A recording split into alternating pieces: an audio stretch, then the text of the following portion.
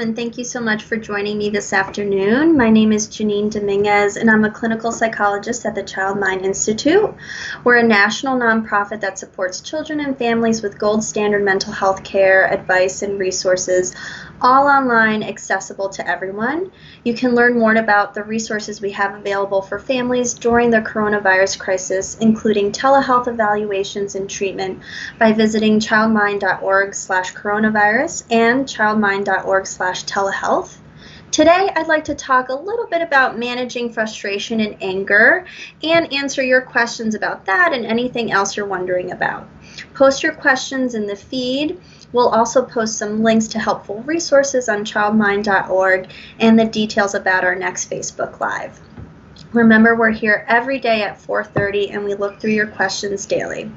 So to start off in talking about sort of big emotions and frustration and anger, I just want to validate that those feelings are incredibly normative during this time.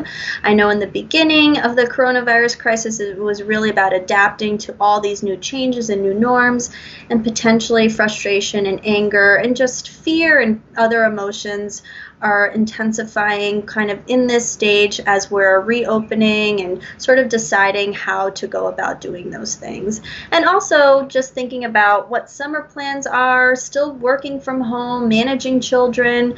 You guys are doing a lot. And so in the spirit of managing intense emotions, I actually thought we could all just take a mindful 30 seconds and I'd walk you guys through some deep breathing. So if you're sitting down and getting comfortable in a chair, really gazing at a point in front of you, or if you feel comfortable, closing your eyes. And I just want you guys to take a deep breath in and hold at the top of your breath. And a deep breath out, and hold at the bottom. A deep breath in, and out, in, and out, and one more time, in, and out. And I just want you to notice, if you were able to do that with me, how you're feeling now, how you're feeling a bit different, and maybe the emotion hasn't changed, but potentially the intensity of that emotion has just kind of gone down just a bit. And that deep breathing and paced breathing is something that you can take with you and utilize even for those 30 seconds a day. And it can really help to manage some of that frustration, anger, and other big emotions. In that spirit, right, managing parenting stress is really about carving out self-care, not thinking about it as an afterthought, but really thinking about it as something to cope ahead for, and really protecting those 5 minutes each day for your own mental health and your own self-care, really practicing self-compassion. We did a little bit of that deep breathing and paced breathing, and that really can be very important in turning down that anger, that frustration that you might be feeling with everything that you're juggling. Another important tip is really being able to recognize what triggers are for you. Being able to identify that and recognize it can also help you to cope ahead for things that are coming up, whether at work it's a big project that you're going to be working on, whether there's something big happening with your children that can be triggering and really stressful. It can be helpful to imagine what that's going to feel like, what that's going to bring, and really think about what skills you're going to utilize during that time. And really being able to ride out that wave of emotion. When we feel big, intense emotions, it is very normative to have action urges attached to them. So when we feel intense fear, the action urge is to avoid. When we feel intense anger, the action urge is to approach and yell and scream. When we feel intense sadness, maybe the action urge is to isolate. And so those action urges are quite normative, but what we're really working on is trying to ride out that urge and ride out that wave when big emotions happen. So that way we're not making problems necessarily bigger, but smaller. And some of those techniques can really be about self-care, breathing, using temperature, so going to the bathroom, splashing cold water on your face, taking a cold shower, actually intense exercise, so really getting your heart rate up and utilizing that down period time, when the cool down period, to help to turn down the intensity of those emotions, all for the purpose of riding out those big feelings. And lastly, the other thing I would want to say is we all have these moments where we let our emotions get the best of us and it doesn't feel the greatest, but we all do it. And it's these disruptions that happen with our children potentially just happen to us all. And it's most important about the repair after the disruption. So coming back together, talking to your child about, I was feeling a big emotion, I yelled, I'm sorry, I'm going to try to actually take 5 minutes next time to really help myself feel a bit better. And so it's really about the coming back and repairing that disruption. So with that being said, I thought I could open it up to some questions. Again, if you're just joining us, my name is Janine Dominguez, and I'm a clinical psychologist at the Child Mind Institute, answering questions about how to manage your own frustration and anger, but also answering questions about anything else. So one question that has come in that we've heard a lot of is about toddlerhood. So my toddler does not listen. We try to speak calmly, not yell, but it is really, really hard. I don't want to be an angry mom, but I'm really struggling. What can I do? And so again, to validate, that can be incredibly frustrating as you're trying to manage everything. And to tell you the truth, developmentally, toddlerhood is incredibly difficult. There's a lot of behaviors to manage. And so one tip I would say is really thinking about the principles of behavior management. And we often talk a ton about positive reinforcement. So toddlers in particular in that age are really craving our attention, and even though it might be negative attention when we're yelling or screaming or saying no to something, it's still attention. And when we're giving behavior that we might not want to see attention, it actually increases. And the times when they might be doing things that we want them to be doing, those might be the times where it's calm and we might not be fully paying attention to that. So one thing I would say is trying to turn the stuff that you don't want to see into a positive action. So that way you can really reinforce specifically those behaviors and really label praise. Say, I love how you came to the table in a calm way, or I love how you're sitting down and coloring your book. So really being specific about what we want to see and what we're reinforcing.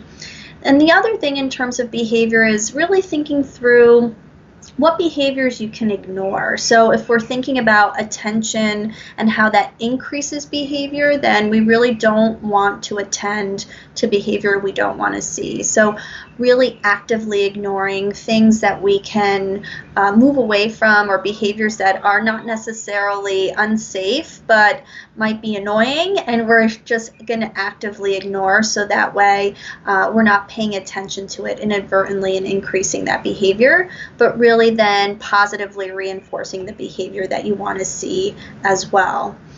And lastly, I would say, again, kind of coming back to the theme of knowing that it's okay to carve out that time for yourself if you can, having appropriate expectations for yourself and for your kiddo, and really being able to have some self-compassion and know that you're not turning into an angry mom. It's also a really difficult time when you're managing everything. And so not labeling yourself as a bad mom or anything like that, because that's only going to make you feel worse, but knowing that you're doing the best you can and seeing areas in which you can tweak, so that way you're also feeling good about your relationship with your toddler.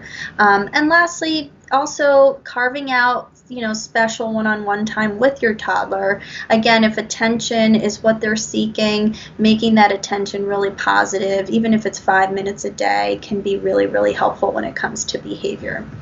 So that's a really great question. Another question that we've had is, I never used to be an angry person, but these days it seems like I'm always about to blow my top. It feels unfamiliar and scary and bad. What is this? What can I do to get back to my old self? And so, again, the theme of validating, I can totally understand why this might feel like a really unsettling time. It makes sense that it would feel unfamiliar, especially because this isn't something that we've ever experienced. And so the increase in fear and the increase in frustration is really something that's kind of coming with the territory. And what I would say to that is, again, trying to be kind to yourself, understand that these emotions are stemming from a lot that's going on around us, and then really, again, carving out that time to sort of understand what the triggers are for you. Is it something that's happening on a daily basis? For how long? The intensity of that? Because it also might mean that it requires some outside help, and that's okay. Again, in addition to us seeing children and adolescents and young adults, we also work with parents, but adults. And so an area of resource for you is really checking out childmind.org/telehealth.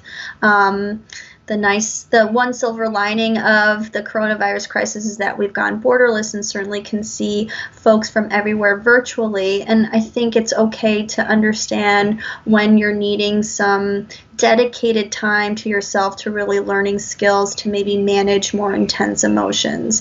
So if you are utilizing self-care, if you are doing paced breathing, really trying hard and yet it's not enough, that's okay too. And maybe utilizing some outside help in order to have that dedicated time in order to be able to manage those emotions is what's needed at this time.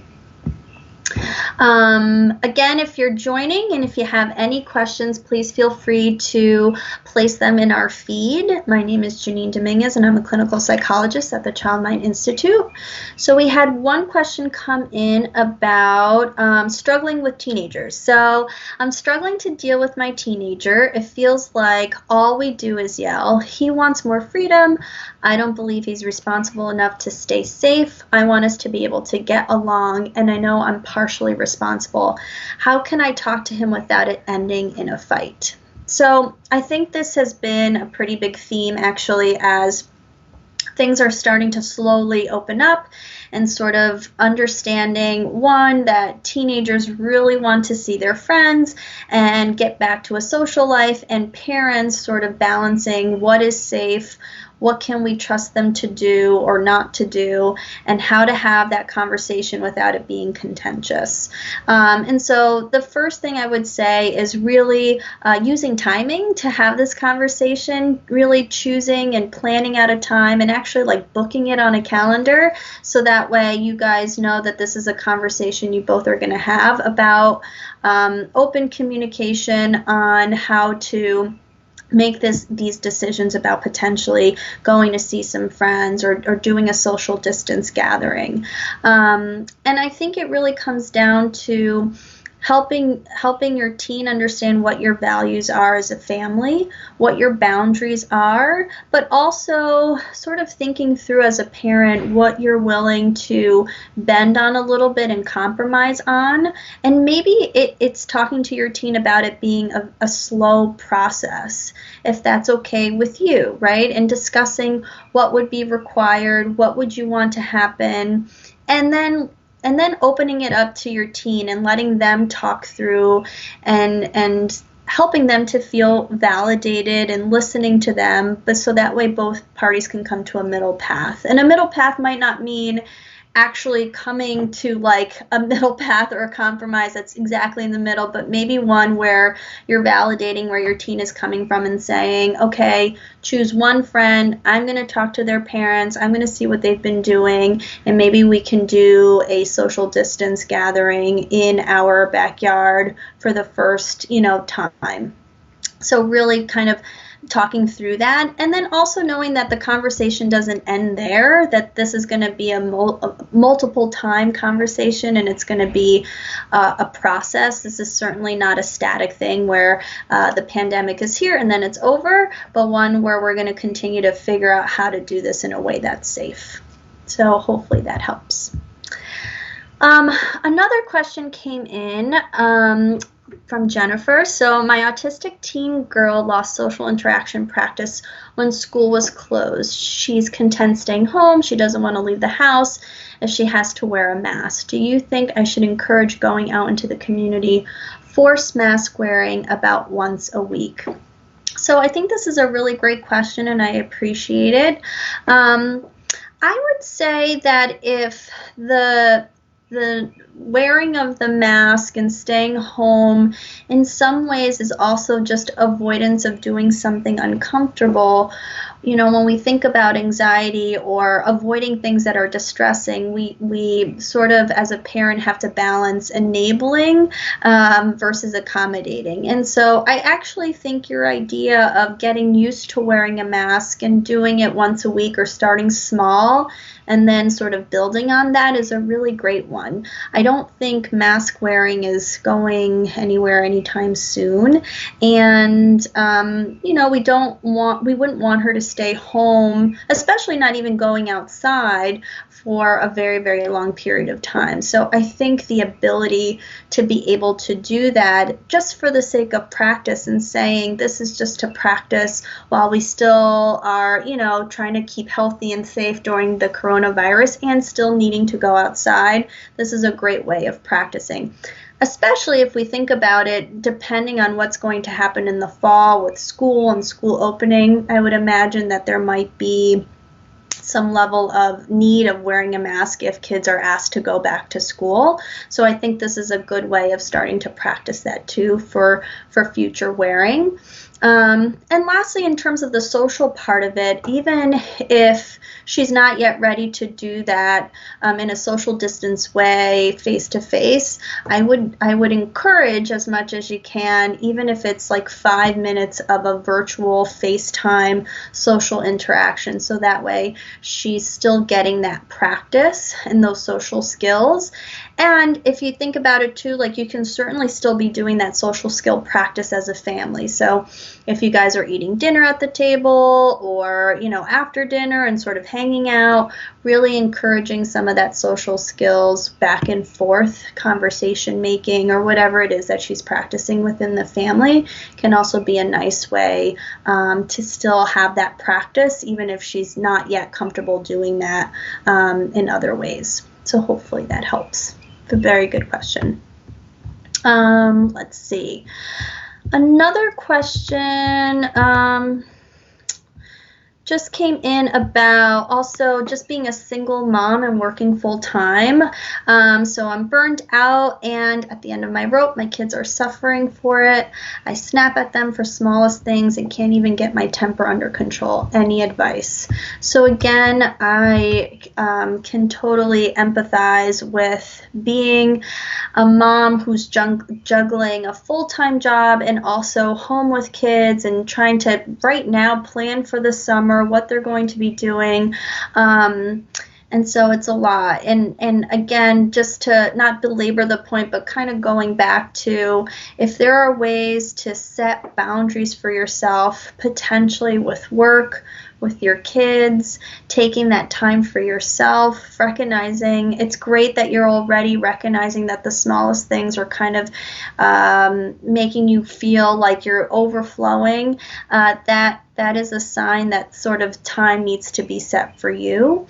Taking, even like we did at the beginning of this time, taking those 30 seconds to just deep breathe and get in the mindset of being able to turn down the intensity of big emotions and ride out action urges, so that way we're not just impulsively reacting to how we feel, can be a really big way of managing everything.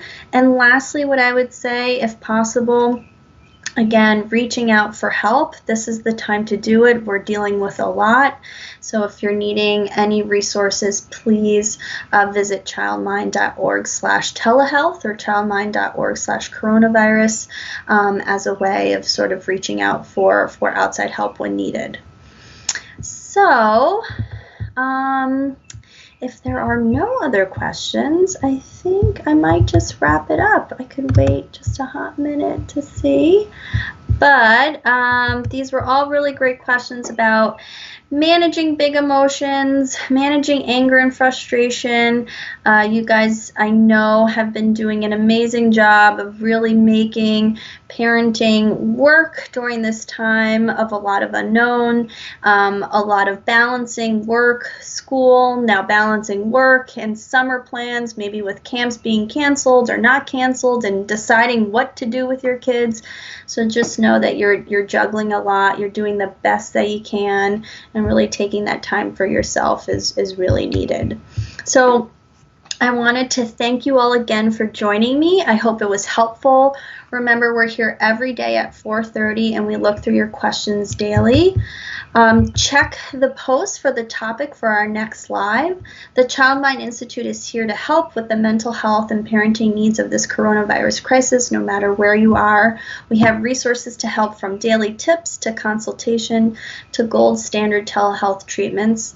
Go to childmind.org/telehealth and childmind.org/coronavirus. Be safe, and thank you so much.